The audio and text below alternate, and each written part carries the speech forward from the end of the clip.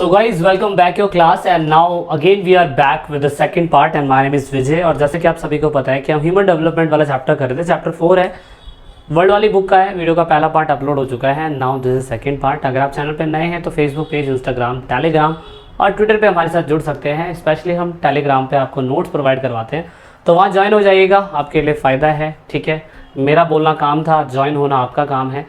So let's start the topic. In the last of the video हमने last lecture में हमने ये बताने की कोशिश करी थी कि किस तरीके से ह्यूमन डेवलपमेंट के 4 पिलर के ऊपर काम किया जा रहा था। ये कहा जा रहा था कि अगर हमें ह्यूमन डेवलपमेंट पे फोकस करना है तो हमें इक्विटी के ऊपर, इक्विटी इट मीन्स इक्वालिटी है, ठीक है, और साथ में हमने सस्टेनेबिलिटी यानी कि सतत पोषणीय विकास या सतत विकास बोल सकते हैं, और साथ में प्रोडक्टिविटी, उत्पादकता, और साथ में हमें कहीं ना कहीं एम्पावरमेंट दिखाया गया।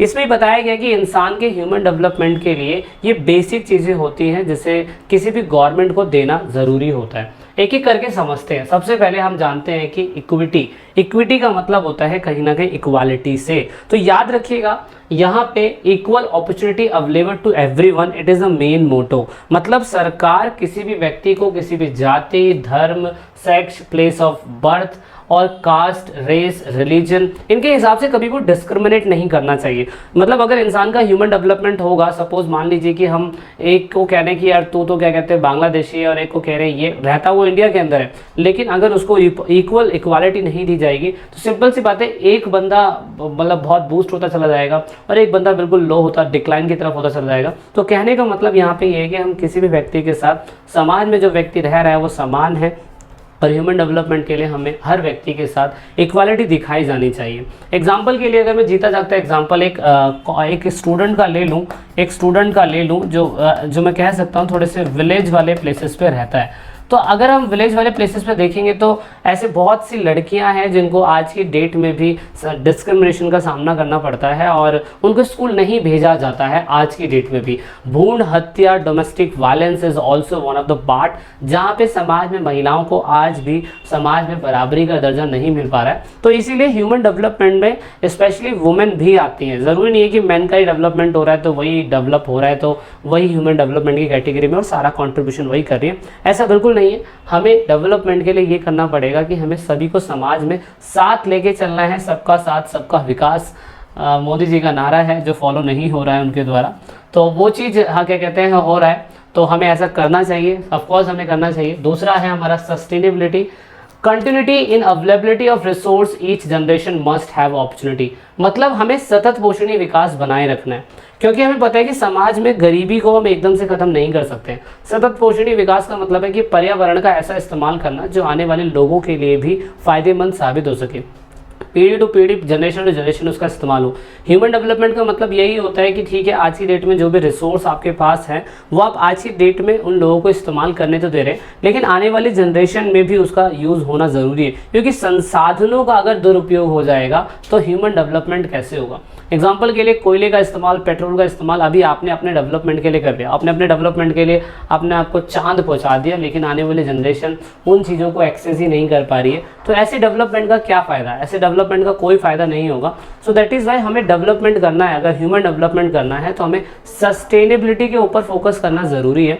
सस्टेनेबिलिटी पे फोकस करेंगे तो लोगों को समाज में समान अवसर मिल पाएंगे और आने वाली जनरेशन जो होगी वो भी इसका इस्तेमाल कर पाएगी। तो ठीक है, तो इसका एक एग्जांपल आप समझ सकते हैं। दूसरा है प्रोडक्टिविटी। अब प्रोडक्टिविटी का मतलब लोगों को कहीं ना कहीं लगता है कोई चीज़ पैदा करने से, लेकिन प्रोडक्टिविटी का मतलब ये होता है कि ह्यूमन डेवलपमेंट का मतलब ये हो गया कि लेबर प्रोडक्टिविटी को बनाए रखना। लेबर प्रोडक्टिविटी का मतलब होता है कि समाज में हमें ऐसा सिस्टम बनाए रखना है कि जो भी ह्यूमन है ना, उसकी प्रोडक्टिविटी, उसकी क्षमता, मैं कह सकता हूँ कि उसकी जो प्रोडक्टिविटी है उसको बढ़ाया जाए। ऐसा नहीं है कि मतलब जो भी इंसान है, मान लीजिए कि कोई भी व्यक्ति है, राम नाम का एक व्यक्ति है या अशोक नाम का कोई व्यक्ति है, अब उसकी प्रोडक्टिविटी जो 8th क्लास में थी, जो 7th क्लास में थी, तो क्या वही प्रोडक्टिविटी 12th क्लास में रहनी चाहिए? ऑफ कोर्स नॉट, ऐसा नहीं होना चाहिए।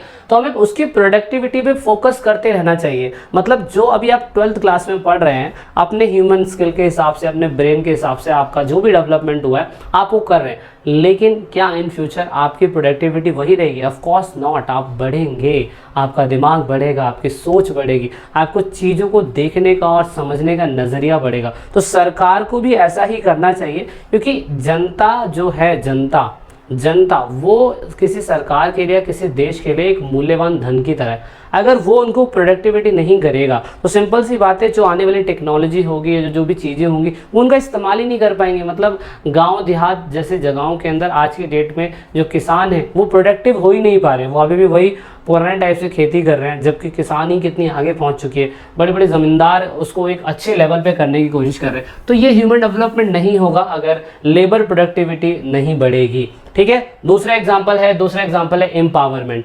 एम्पावरमेंट का मतलब क्या होता है? एम्पावरमेंट का मतलब होता है अपने विकल्प को सही तरीके से चुनने की क्षमता होना, उसे एम्पावरमेंट बोलते हैं। मतलब निर्णय लेने का सही डिसीजन इंसान के पास होना चाहिए, ताकि इन फ्यूचर वो स्वतंत्र और सक्षम तरीके से अपने देश का डेवलपमेंट कर सके, अपने पिछड़ेपन को दूर कर सके, सरकार की नीतियों को बहुत बारीकी से समझ सके। दिस इज कॉल्ड सशक्तिकरण। आज के डेट में वैसे भी हम लोग महिला सशक्तिकरण के ऊपर ज़्यादा फोकस करते हैं। आप सभी को पता है कि महिला सशक्तिकरण करना कितना ज़्यादा ज़रूरी है हम लोगों के लिए, है ना। तो वो हम करते रहते हैं। हालांकि हमारा देश जो है वुमेन एम्पावरमेंट के ऊपर बहुत आगे जाएगा। यूरोप की सारी कंट्रियाँ वुमेन एम्पावरमेंट में बहुत आगे जा चुकी है, वो सारी की सारी कंट्रियाँ अपने आप को बहुत डेवलप कर चुकी हैं।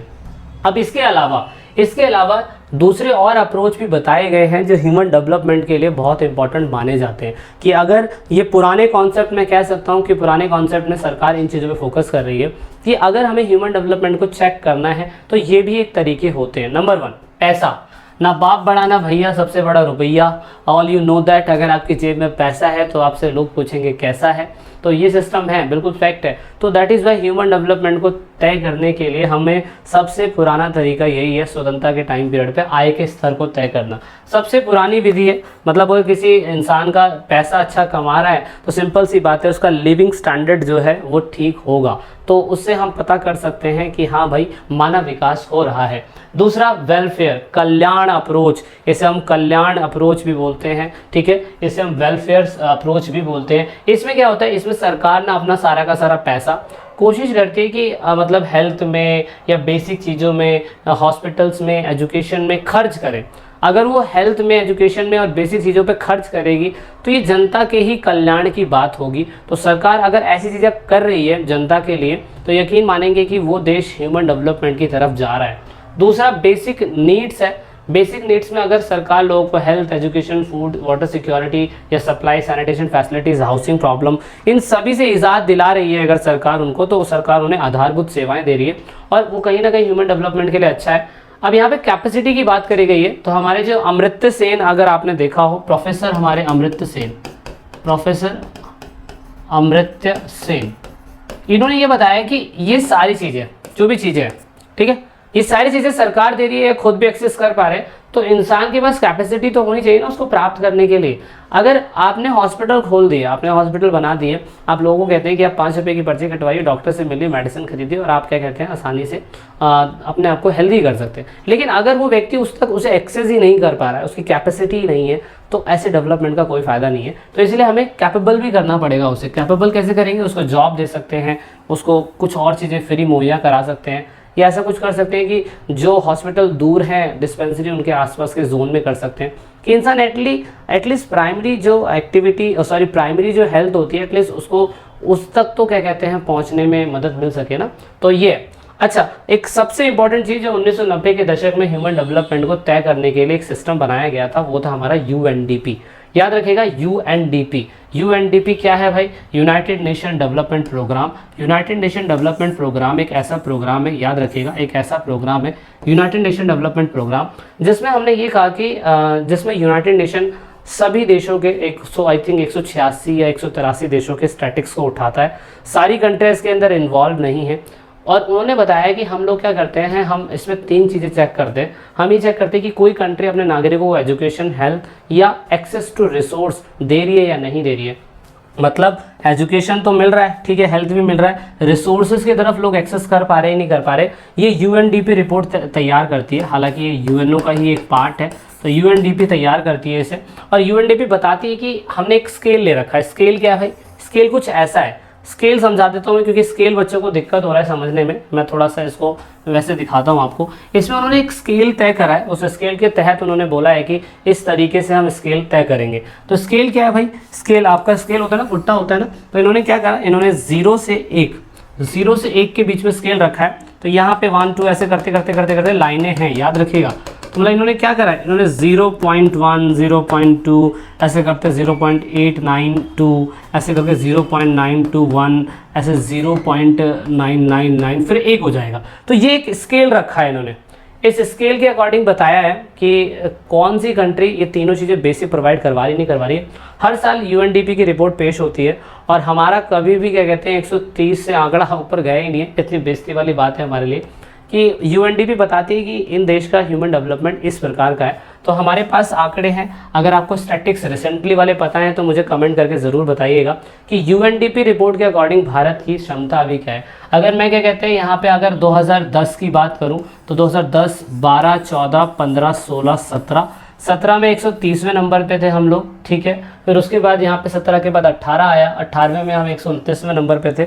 मेरे पास 2021 का आंकड़ा नहीं है, तो स्टैटिक्स ढूंढिएगा, पता करिएगा कि हमारा यूएनडीपी के स्कोर बोर्ड के अकॉर्डिंग हमारा जो रैंक है ह्यूमन डेवलपमेंट का वो क्या है। जो पीछे बातें बताई थी मैंने, वो बातें बताई थी कि ह्यूमन डेवलपमेंट के तय करने के तरीके होते थे पुराने, लेकिन एट प्रेजेंट टाइम पे ये तरीके 9th क्लास में आपने दूसरे और तरीके भी देखे होंगे, लेकिन हम ह्यूमन डेवलपमेंट रिपोर्ट को इन तरीकों से तय करते हैं। लेकिन यूएनडीपी एक ऑफिशियल रिपोर्ट है, वर्ल्ड बैंक भी तैयार करता है अपनी खुद की रिपोर्ट, वो ये बताता है कि कोई देश डेवलप है या नहीं डेवलप है, वो भी ये बताता है, ठीक है। तो ह्यूमन डेवलपमेंट इंडेक्स क्या बताता है, ह्यूमन डेवलपमेंट इंडेक्स बताता है कि कोई देश अमीर है या गरीब है, और ह्यूमन पॉवर्टी इंडेक्स क्या बताता है कि डेवलपमेंट में डाउनफॉल कैसा आ रहा है, शॉर्टफॉल कैसा आ रहा है, वो हमें ये बताता है। ओके, अगली क्लास के अंदर हम ये जानने की कोशिश करेंगे कि इंटरनेशनल सिनेरियो के अकॉर्डिंग किस तरीके से वेरी हाई मीडियम और लो कंट्रियों को ग्राफ के अंदर रखा गया है, स्कोर बोर्ड में रखा गया है, हमारा कंट्री कहाँ स्टे करता है, और इसके अलावा हमारे दूसरे पास रीज़न क्या है ह्यूमन डेवलपमेंट को ढूंढने के,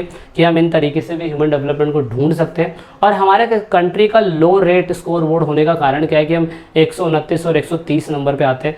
अच्छा, एक क्वेश्चन आपने ये करना है कि पहले 7 कंट्रियाँ मुझे कमेंट करके बतानी है, 7 या 3 कर दीजिए बहुत है, मतलब HDI के अकॉर्डिंग नंबर 1 पे, नंबर 2 पे, नंबर 3 पे कौन सी कंट्रियाँ 2021 के स्टैटिक्स के अकॉर्डिंग आती है और इंडिया वहाँ पे कौन से स्थान पे है। ओके, सो ये जानना ज़रूरी है आपके लिए, if you are preparing for the UPSC exam, तो ऐसी चीज़ें आपको जानना ज़रूरी है, ठीक है। सो अभी हम इतना ही वीडियो के अंदर फिनिश करेंगे, वीडियो के अगले पार्ट में जल्दी मिलेंगे। जब तक हम इस वीडियो को क्लोज करते हैं, वीडियो अच्छी लगी, इन्फॉर्मेटिव लगी तो लाइक ज़रूर करिएगा। तब तक के लिए जय हिंद, जय भारत।